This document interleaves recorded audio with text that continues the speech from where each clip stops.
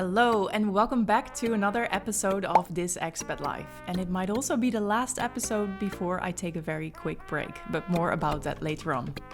I hope that you are doing well. Personally, I'm doing fine, good, but I'm also very busy. There are lots of trips going on and I am launching a new program, a new group program called the Co-Pilot. And there's just a lot going on in a very good way. And I also notice a bit of an end of the year sprint with myself, with my coachees, with my friends, with my family. So everyone seems to be pretty busy. And I hope that you are doing well despite potential busyness. In today's episode, I wanted to touch upon a topic that comes up a lot with my coachees, also with my expat friends, and it has come up a lot in my own life as well. And it's a question that I think all expats face at some point. And that is, should I change the country or should I change myself? Is it a country or is it me? Because there comes a point in expat life, and I've spoken about this before in one of the first episodes about the phases of expat life, that there are just a lot of struggles, and not only cultural struggles, but also more personal struggles. And this is often the time that you start to wonder, hey, am I doing it right by staying here or should I just go? Because it's often in those personal struggles and challenges that we get more frustrated with the new culture or the host country. And all that combined can make you ask yourself, should I stay here or should I go? And to give you an example, one of my coachees reached out to me. She was living in another European country and she was not doing well. She was near a burnout, and the job that she was doing, she had way too much responsibility and took everything very personally as well. And she wasn't sleeping properly, and her romantic relationship wasn't that great anymore. And all of a sudden, she started longing for home and to be closer to her family and to have more quietness and peace in her life. And the choice that she saw for herself was, am I going to stay here with all these conditions, or am I going to go home where I can find that peace and quiet guaranteed? And beneath that question was obviously, should I change or should I change the country? Should I do something about my circumstances here, or should I just call it quits and move back or move to another country? Now, she's not the only one. I've coached so many on this. Sometimes it is their core question that they come to for coaching, maybe in a different shape, and sometimes it's just a small part. So I have another wonderful coachee that I'm coaching her on her self-worth. And in our sessions, I always ask, what do you want to bring in for this session? What do you want to work on? And she said, oh, what the fuck am I doing here? The typical expat question. Some things weren't working out for her despite all her wonderful efforts. And she started questioning herself and her stay in that country. And as I mentioned, it is a question that I know very well as well. To be honest, and I think I've spoken about this before as well, before my entire personal growth journey, I was really stuck in a loop of every time that things weren't going great anymore, or I got bored, or I got frustrated, I would just move again. So basically every 6 months, every year, every 2 years, I was moving country, either going abroad or back home again. And I was really in this pattern of every time that I didn't feel good on the inside, I would find my solution on the outside and I would just change everything and start over again. So until I started my personal growth journey, I always thought it was the country. And now I see it is very different. But I'll speak to that in a moment. And maybe you are a bit like me. You also keep moving around. Every time that you meet a lot of resistance in your life, despite your efforts, things just aren't working out for you. Your natural instinct is to pack your bags and leave again. However, many others, they are kind of stuck. They keep going back and forth in their mind on this question. Should I change the country or should I just make a bigger effort in my life here? And they think about it so much and they take some action, but it's not really working out for them. So they kind of stay stuck where they are. Neither, I would say, is good. You don't want to be paralyzed by it, but you also don't want to run away from it. So you've got to find a middle ground somewhere, and you've got to come up with an answer to that question that is really fitting for you, taking into account different factors. And it's rarely a simple answer, and it's also super individual based. There are factors from both the external, so like the country, the culture, the job market, and the internal, you, yourself, at play. And there's really a fine balance to be found between those external circumstances and those internal attitudes or your inner world. And that is not easy, because you've got to be super attuned to what you are experiencing, both on the outside as well as on the inside. And what I see all the time in my coaching practice, and also with the old me, if I look back, is that I thought I was aware, and my coachees also think they are often aware, but there's a layer deeper to be found. And then they see that actually all the time they were kind of stuck in a pattern or stuck in a loop, always responding to certain triggers in a certain way that they adopted earlier on in their life, and that they just kind of made their way. So how I responded to triggers was like, ooh, there's frustration. Ooh, I feel depressed. Ooh, stuff isn't working out. Let me just change my entire outer circumstances and move. And then things will be good. Others always find other people or circumstances to blame, and that is a reason to stay where they are and to lessen their effort. And yet others, again, they work harder. I mean, there's so many ways that you can respond to life, and we all have our ways of being and doing, and we are caught up in it until we can take a step back and see what is really going on here. And once you can do that, you can also see clearer, hey, what are the more objective external circumstances that possibly aren't working out for me?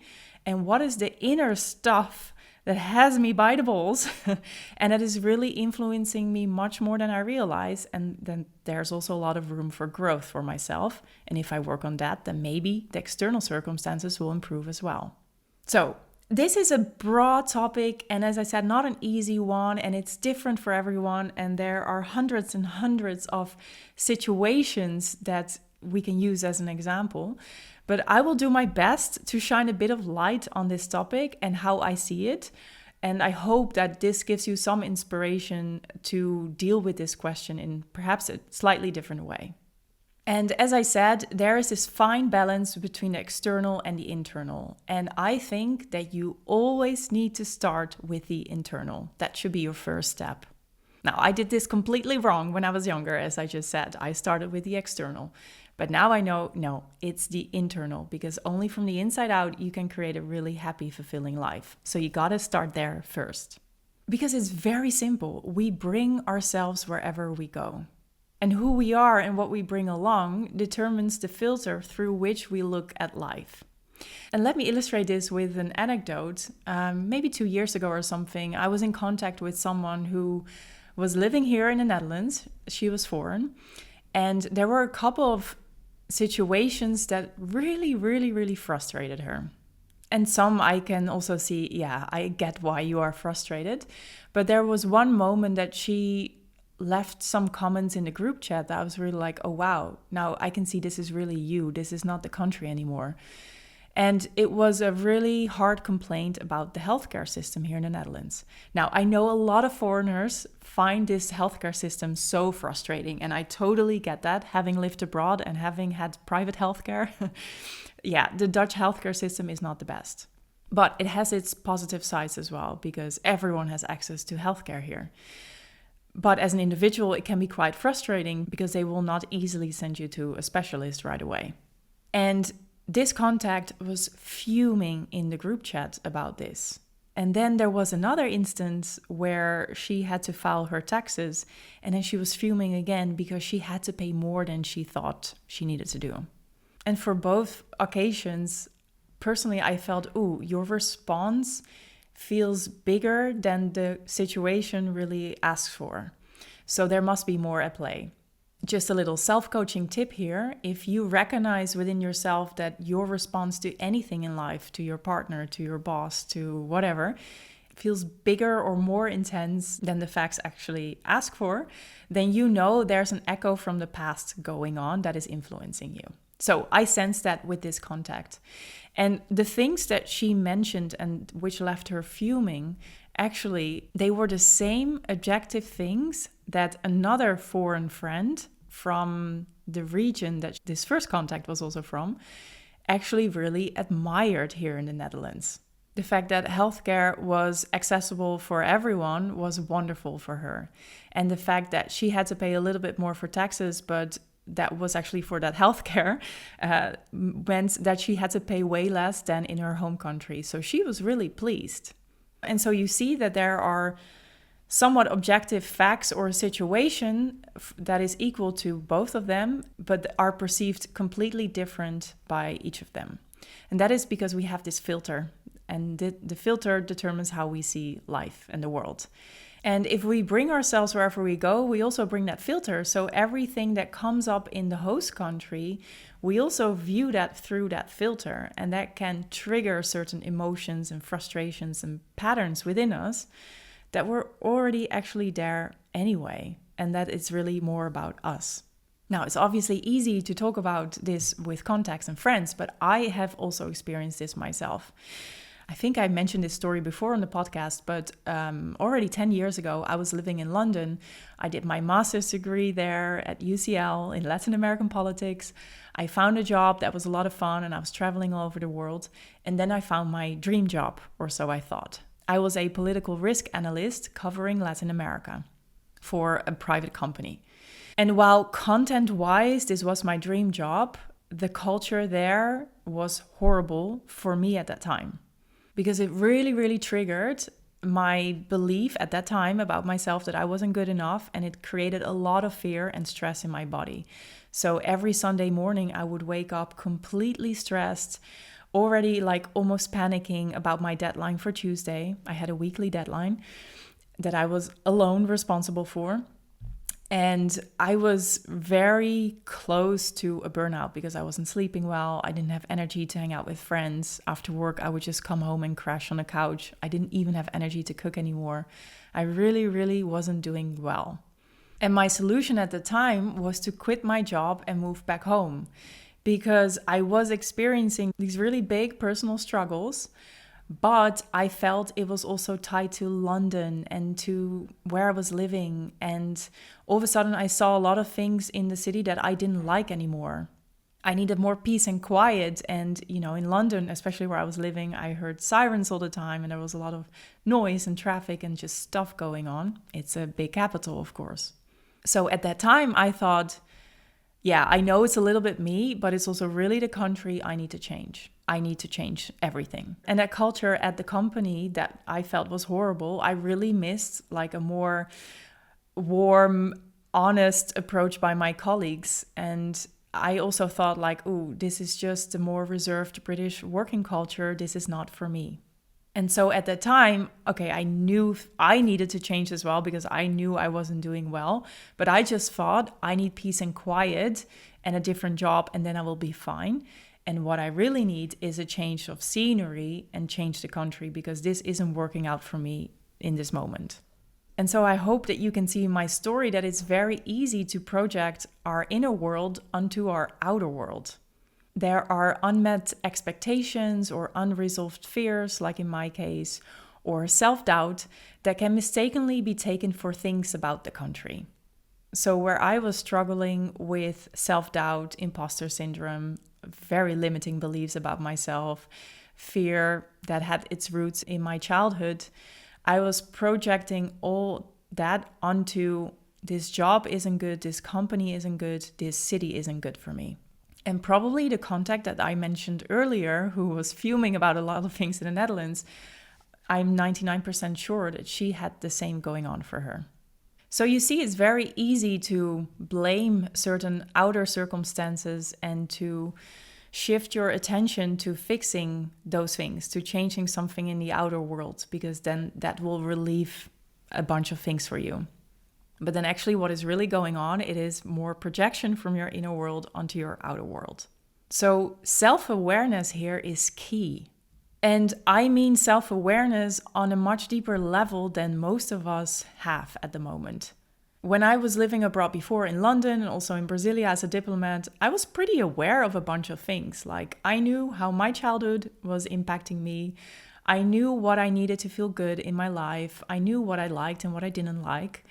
But I wasn't fully self-aware. I wasn't aware of how certain triggers at work were triggering a deep fear and panic and stress in myself, in my body.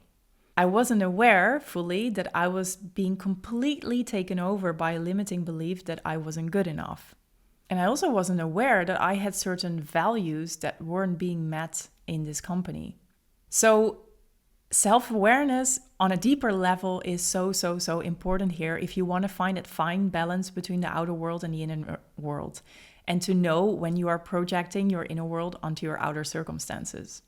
So that means you've got to be aware of your emotions, and not just the ones that are triggered by something that is going on right now, but also the more subtle ones that live in your body without you realizing it. They have subtle signs. It is about being aware of your needs, and really the more subtle needs again.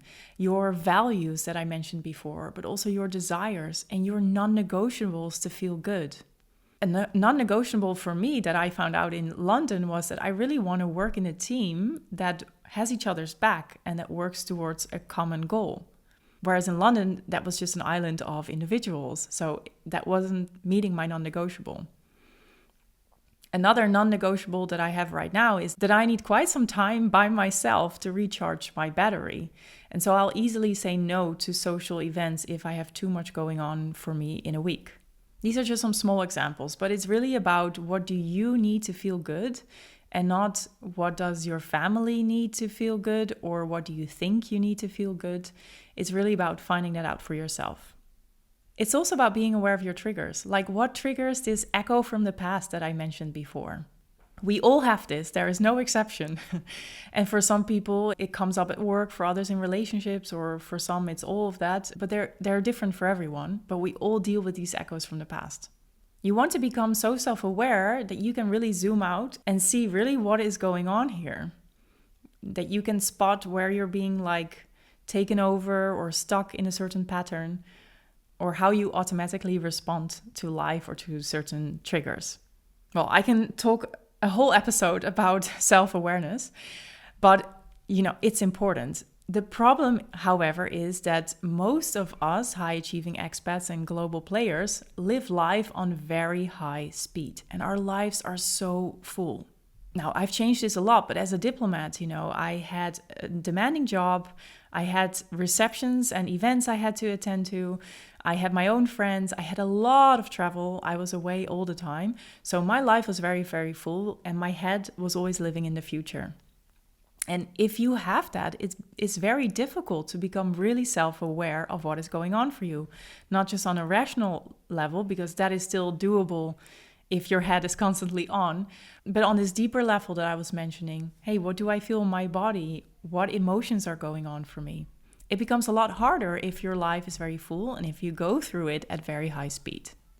And when that is the case for you, and you do realize you aren't happy, or things aren't working out for you, or there's this nagging feeling that you aren't fulfilled, or there's more possible for you, it is only natural to then find your solution in the outer circumstances. And a lot of us find a more shorter-term solution unintentionally by using social media, alcohol, food, travel as a way to distract themselves from that feeling. So it's obviously not a solution. It's more like a coping mechanism, but a lot of us do that. I've had quite a few coachees tell me in the last couple of months that they started drinking more, for example, or that they spent hours on their phone.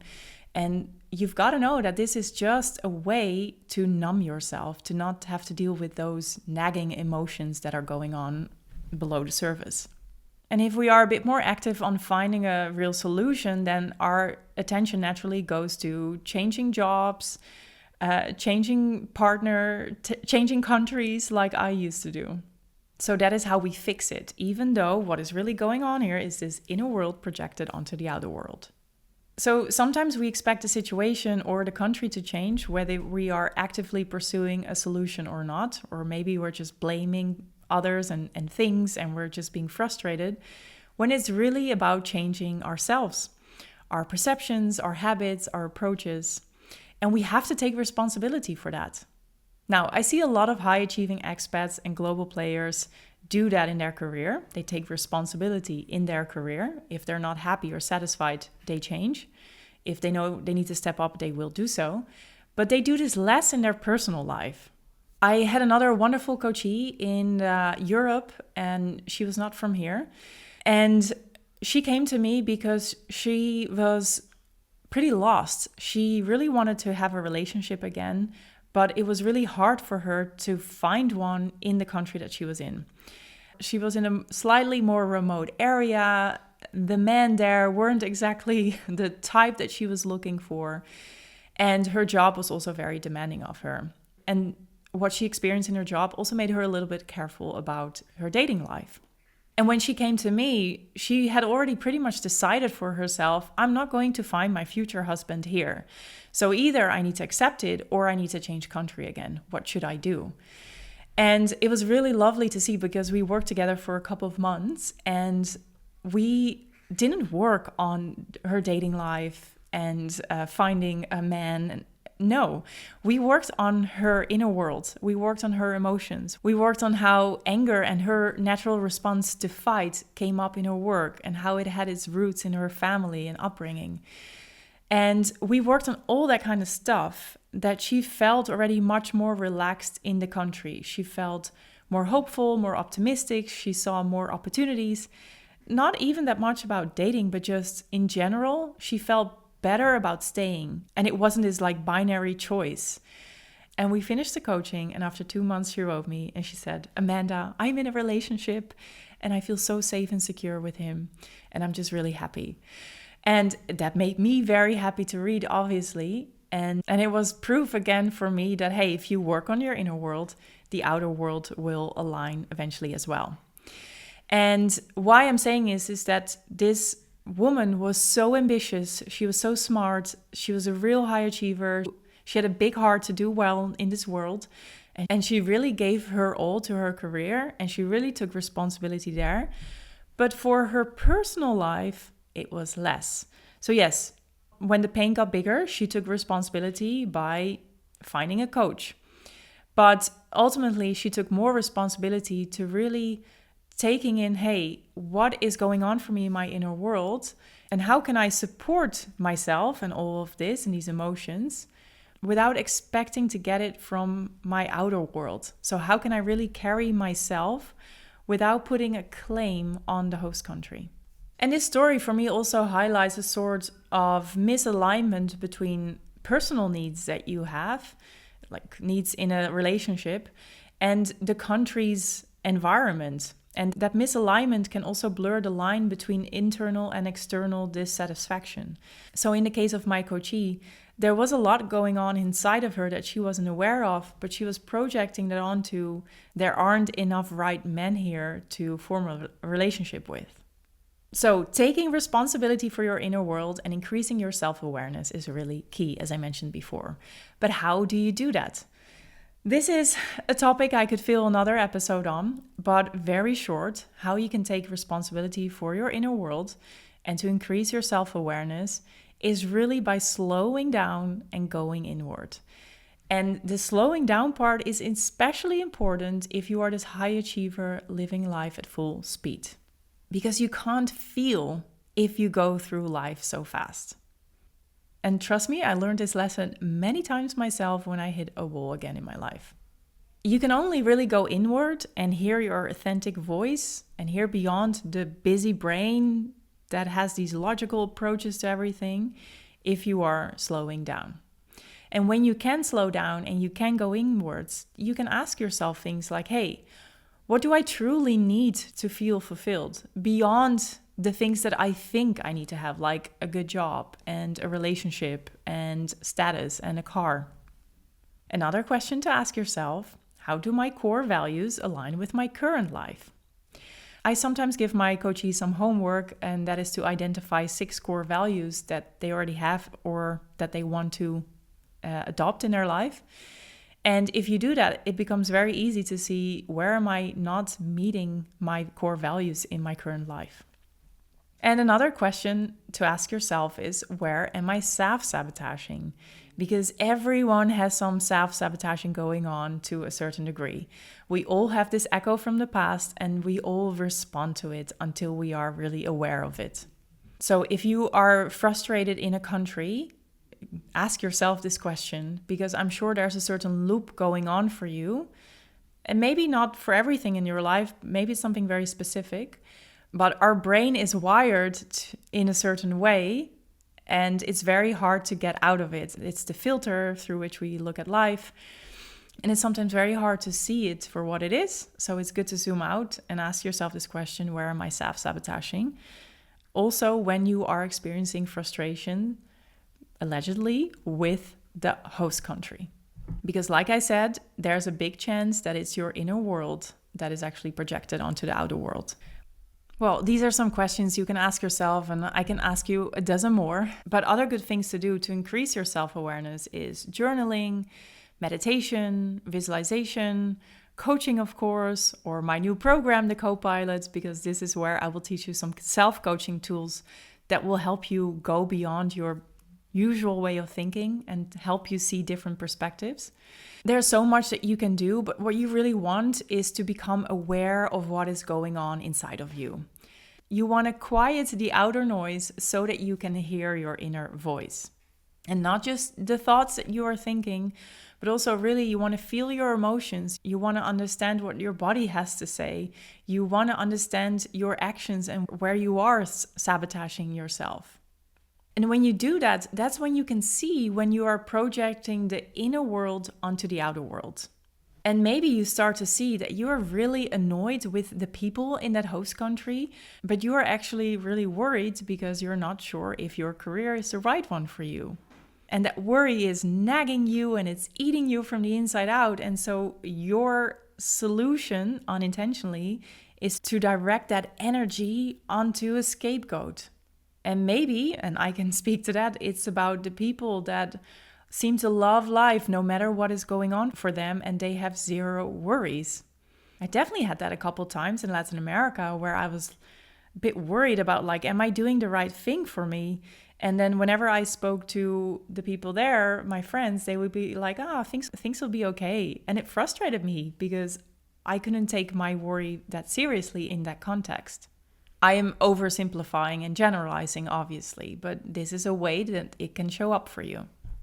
Or maybe you're so homesick and you keep longing for home and you keep thinking that your home country is better for you, whereas you're just afraid that you don't belong in the new country.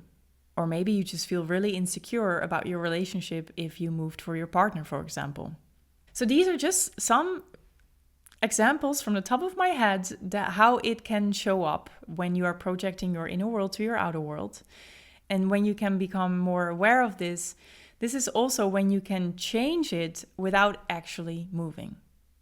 So maybe then you realize that, hey, if I actually take my worry seriously and take action on it, or if I actually spend more time on calming down my nervous system instead of trying to find a solution with my head, I will feel much better, and I don't actually need to change those outer circumstances anymore because I already changed something inside of me.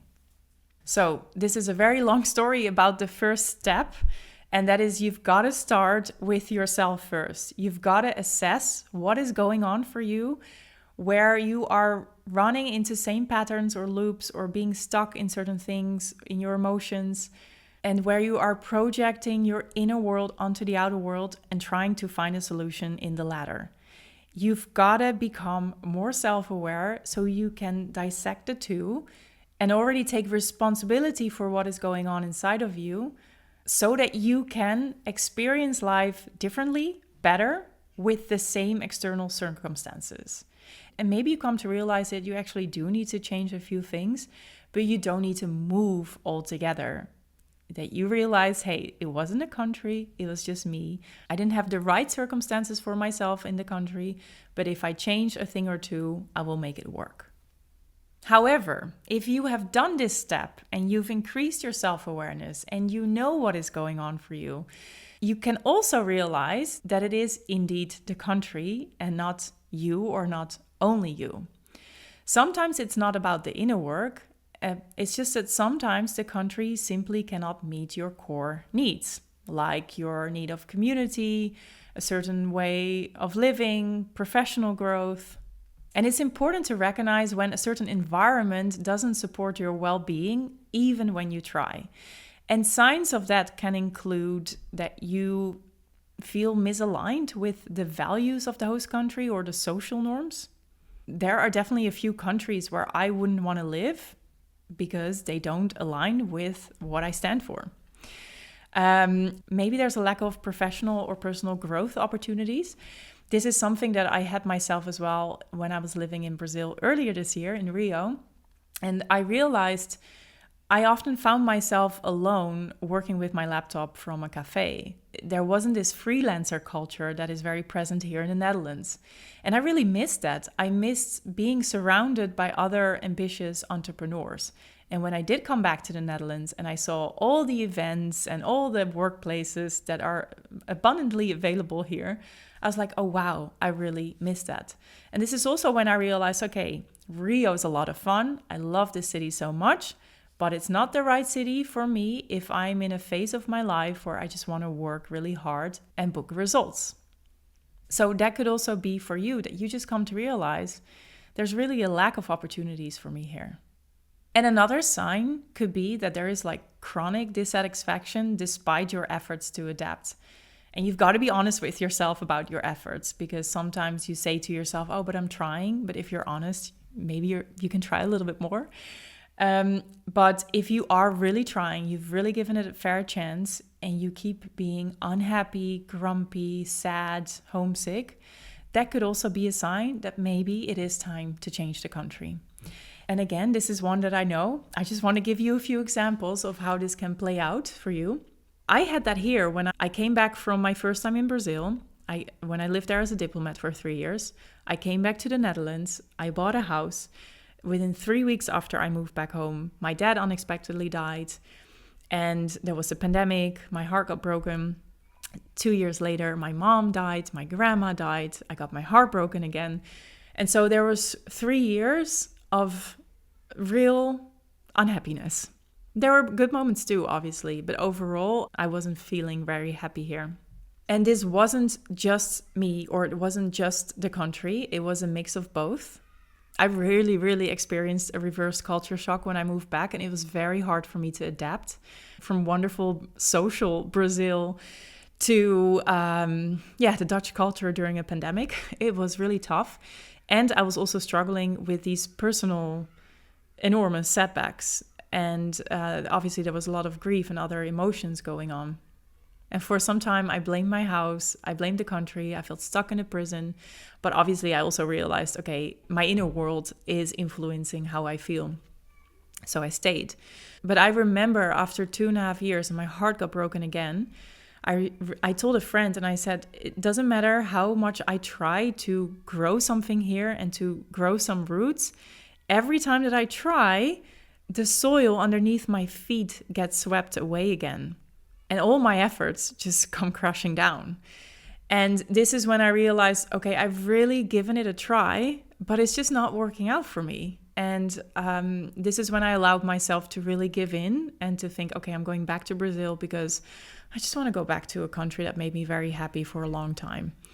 So it's this chronic dissatisfaction that can also be a sign of like, okay, maybe it is time to change your country.